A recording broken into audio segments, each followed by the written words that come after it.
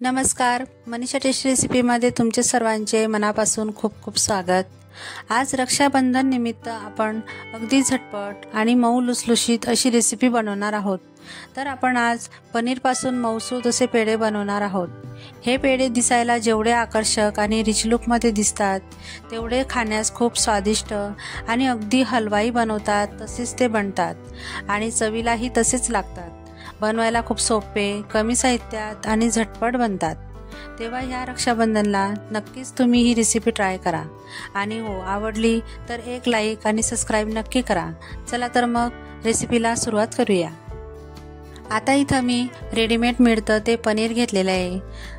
हे साधारण 200 ग्रॅम पनीर आहे। तुम्ही दूध फाडून त्यापासून ही पनीर बनवू शकता, पण आपण ही रेसिपी एकदम झटपट बनवतो आहे त्यासाठी मी विकतचे पनीर घेतलेले आहे। आता त्याला आपल्याला हाताने व्यवस्थित असं चुरून घ्यायचं आहे, असं व्यवस्थित मोकळं करून घ्यायचं। या पद्धतीने आपण जे पनीर घरी बनवतो ते एकदम मऊसूत असतं आणि फ्रेश पनीर असतं, पण ही झटपट रेसिपीसाठी मी असं विकतचं पनीर घेऊन घेतलेलं आहे। तर आता बघा या पद्धतीने सगळं व्यवस्थित असं हाताने कुस्करून व्यवस्थित मोकळं करून घ्यायचं। त्यामुळे ते मिक्सरमधनंही व्यवस्थित बारीक होतं आणि छान निघतं। तर आता हे व्यवस्थित मोकळं करून झालेलं आहे आणि आता आपण त्याला मिक्सरमधनं फिरवून घेऊ, पण त्यासोबत आपण इथं साखर टाकून घ्यायची आहे। तर इथं मी अर्धी वाटी पिठी साखर घेतलेली आहे आणि ती मी घरीच दळून घेतलेली आहे। आता आपल्याला अर्धं पनीर जे मोकळं करून घेतलेलं होतं आपण ते टाकून घ्यायचं आहे आणि अर्धं दुसऱ्या बॅचमध्ये आपण मिक्सरमधनं फिरवून घेऊ। आता साखरही मी अर्धी वाटी घेतलेली आहे, ही पिठी साखर आहे, तिला आपण अर्धी टाकून घेते आणि हे मिक्सरमधनं बारीक फिरवून घ्यायचं। एकदम बारीक पेस्ट करून घ्यायची आपल्याला आणि यामध्ये अजिबात पाणी वगैरे काहीच टाकायचं नाही। तर आता इथं बघा मी एक बाउल घेतलेलं आहे आणि त्यामधून आता हे ह्या पद्धतीने असं मिक्सरमधनं बारीक करून घेतलेलं आहे मिश्रण। तर बघा असं बारीक पेस्ट करून घ्यायचे आणि थोडंसं ओलसर हे होतं कारण पिठी साखर आपण त्यामध्ये टाकून घेतलेली त्यामुळे। तर आता दुसरी बॅच ही मी याच पद्धतीने मिक्सरमधनं बारीक करून घेणार आहे।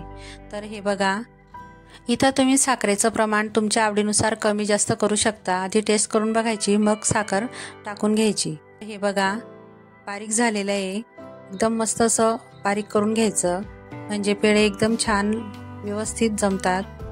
आता मिश्रण आपलं काढून झालेलं आहे आणि आपण जे पेढे बनवणार आहोत त्यावरती असं डेकोरेट करण्यासाठी मी हे केसर आहे ते थोड्याशा दुधामध्ये भिजत घालणार आहे, त्यामुळे त्यांना छान कलर येईल आणि आपण ते वरतून केसरही टाकून घेणार आहोत। त्यासाठी असं थोडंसं दूध घ्यायचं 1 चमचा आणि थोडंसं केसर घ्यायचं आहे आणि त्याला एका छोट्याशा वाटीमध्ये ठेवून द्यायचं आहे। आता आपण जे मिश्रण तयार करून घेतलेलं होतं त्याला आपल्याला कढाईमध्ये शिजवून घ्यायचं आहे, म्हणजे थोडंसं मिक्स करून घ्यायचं आहे व्यवस्थित आणि थोडी वाफ देऊन घ्यायची आहे। त्यासाठी मी आता कढईमध्ये थोडंसं अर्धा चमचा तूप टाकून घेतलेलं आहे आणि त्यामध्ये आता आपण ते जे मिश्रण आहे ते टाकून घ्यायचं आहे या पद्धतीने।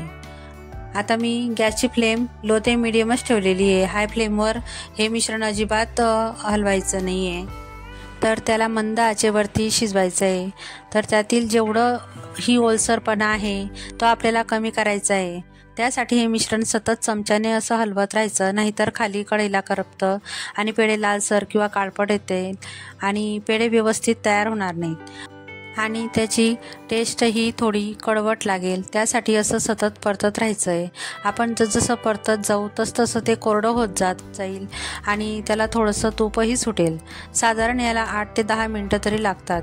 जर तुम्ही हे पनीर जास्त क्वांटिटीमध्ये घेतलं तर थोडा वेळ जास्त लागू शकतो।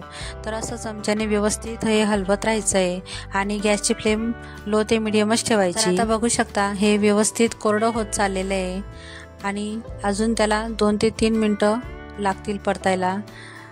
आपल्याला एकदम थोडंसं तूप सुटेल तोपर्यंत परतून घ्यायचं आहे। आता आपण त्यामध्ये मिल्क पावडर टाकून घ्यायची आहे। तर यामुळे जे पेढे बनतील त्याला खूप छान असं खव्याचा स्वाद येतो। तर त्यासाठी हे मिल्क पावडर टाकून घ्यायचं आहे। मिल्क पावडरही तुम्ही तुमच्या आवडीनुसार कमी जास्त टाकून घ्यायची आहे आणि तिला व्यवस्थित मिश्रणामध्ये एकजीव करून घ्यायचं आहे। आता बघू शकता 1 ते 2 मिनटं मी ते व्यवस्थित परतल्यानंतर अशी हातावर गोळी घेऊन बघते, पण ते व्यवस्थित असं पेढा तयार होत नाही आहे, म्हणजे अजून त्याला 1 ते 2 मिनटं आपल्याला परत शिजवून घ्यायचं आहे। आता त्यामध्ये मी अर्धा चमचा वेलची पावडर टाकून घेते, त्यामुळे पेढ्यांना खूप छान स्वाद येतो। यामध्ये वेलची पावडर मिश्रणात व्यवस्थित मिक्स करून 1 ते 2 मिनिटं अजून हे मिश्रण आपल्याला व्यवस्थित परतून घ्यायचं आहे।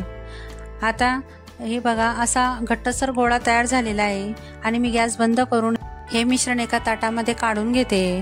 तर बघा एका ताटामध्ये मी हे मिश्रण थंड करायला घेतलेलं आहे। तर आपल्याला जास्तही थंड करून घ्यायचं नाही आहे, तर थोडं कोमट असतानाच असं वाटीने आपल्याला हे मिश्रण व्यवस्थित असं मऊ करून घ्यायचं आहे, सॉफ्ट करून घ्यायचं आहे। म्हणजे जे आपले पेढे असतात ते खूप छान सॉफ्ट येतात आणि असे मऊसूत येतात।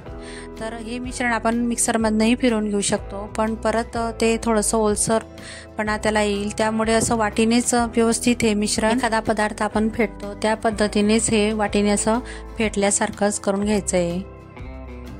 तर तुम्ही व्हिडिओमध्ये बघू शकता या पद्धतीने। तर 1 ते 2 मिनिटं हे मिश्रण व्यवस्थित फेटून घेतलेलं आहे मी, व्यवस्थित असं मऊसूत करून घेतलेलं आहे, हाताला एकदम सॉफ्ट लागतं आहे। या पद्धतीने व्यवस्थित त्याला थोडंसं आता थंड करून घेऊ। थोडंसं थंड झाल्यानंतरच आपल्याला आता हे पेढे घडून घ्यायचे, तयार करून घ्यायचे आहेत। आता मी तुम्हाला पेढा कसा तयार करायचा ते दाखवते। तर असं थोडासा गोळा घ्यायचा आणि तो असा हातावर गोल गोल करत जायचा, ज्या पद्धतीने आपण लाडू बांधतो त्याच पद्धतीने करायचं। हे बघा इथं मी थोडासा चपटा असा पेढा केलेला आहे। तर आता मी तुम्हाला दुसरा पेढा तयार करून दाखवते। तर दोन्ही हातांमध्ये असा घेऊन असा गोल गोल करायचा आणि एका हातामध्येही असा घर फिरवायचा। तर आता मी हा गोल पेढा तयार केलेला आहे। तुम्ही असे 2 प्रकारचे पेढे करू शकता किंवा तुम्हाला जो आकार आवडत असेल त्या आकारामध्ये हे पेढे तुम्ही तयार करून घेऊ शकता। तर मी इथं सगळे पेढे गोल आकारामध्येच करून घेते, कारण गोल आकारामध्ये हे पेढे खूप छान दिसतात आणि दिसायला एकदम वाटतायत ना मार्केटमध्ये मिळतात त्या पद्धतीचे हे पेढे, आणि चवीलाही अप्रतिम असे हे पेढे लागतात। तर असं हे पेढे तुम्ही घरच्या घरी बनवू शकता। तुम्ही दूध फाडूनही पनीर बनवून तुम्ही हे पेढे तयार करू शकतात, पण त्याला थोडा वेळ लागतो। तर पाहुणे घरी आल्यानंतर झटपट तुम्ही असे पनीरचे पेढे तयार करून घेऊ शकता। तर बघू शकता हे पेढे तयार आहेत आपले। तर या पद्धतीने हे सगळे पेढे तयार करून घेतलेले आहेत। तर बघा किती छान दिसत आहेत, अगदी मार्केटमध्ये मिळतात हलवाई जे पेढे तयार करतात त्याच पद्धतीचे पेढे दिसत आहेत। आता त्याला मी वरतून असं थोडंसं डेकोरेट करण्यासाठी जे आपण केसर भिजत घातलेलं होतं दुधामध्ये ते टाकून घ्यायचं आहे। तर असं एक काडी केसरची पेढ्यांवर ठेवून घ्यायची आणि थोडंसं केसरचं जे दूध आहे ते त्यावर असं बोटाने लावून घ्यायचं, म्हणजे खूप छान दिसतात। तुम्ही यावर ड्रायफ्रूट्सही टाकून घेऊ शकता, त्यामुळेही खूप छान असे दिसतात हे पेढे आणि खायलाही खूप छान लागतात। तर तुम्ही एक वेळा माझ्या या पद्धतीने ह्या रक्षाबंधनला हे पेढे नक्की ट्राय करून बघा। तुम्हाला जर फारच कमी वेळ असेल तर तुम्ही हे झटपट पेढे तयार करू शकता। अगदी 10 मिनिटात हे पेढे तयार होतात आणि एक स्वीट डिश म्हणूनही ही पेढे तयार होतात। तर बघा आता मी तुम्हाला एक पेढा तोडून दाखवते। तर एकदम मऊसूत असा हा पेढा तयार होतो, तोंडात टाकताच बरोबर विरघळतो, एकदम छान लागतो आणि कोणी ओळखणारही नाही की हे आपण घरी बनवलेले आहेत। अगदी मार्केटमध्ये मिळतात त्याच पद्धतीचे हे पेढे तयार होतात। तर तुम्ही एक वेळा हे नक्की माझ्या पद्धतीने ट्राय करून बघा आणि मला कमेंट करून नक्की सांगा। रेसिपी जर आवडली असेल तर प्लीज अशा नवनवीन रेसिपीजसाठी माझ्या चॅनलला लाईक करा, शेअर करा आणि सबस्क्राईबही नक्की करा। चला तर मग पुन्हा भेटूया अशाच एक नवीन रेसिपीसोबत। तोपर्यंत मस्त खा आणि स्वस्त राहा।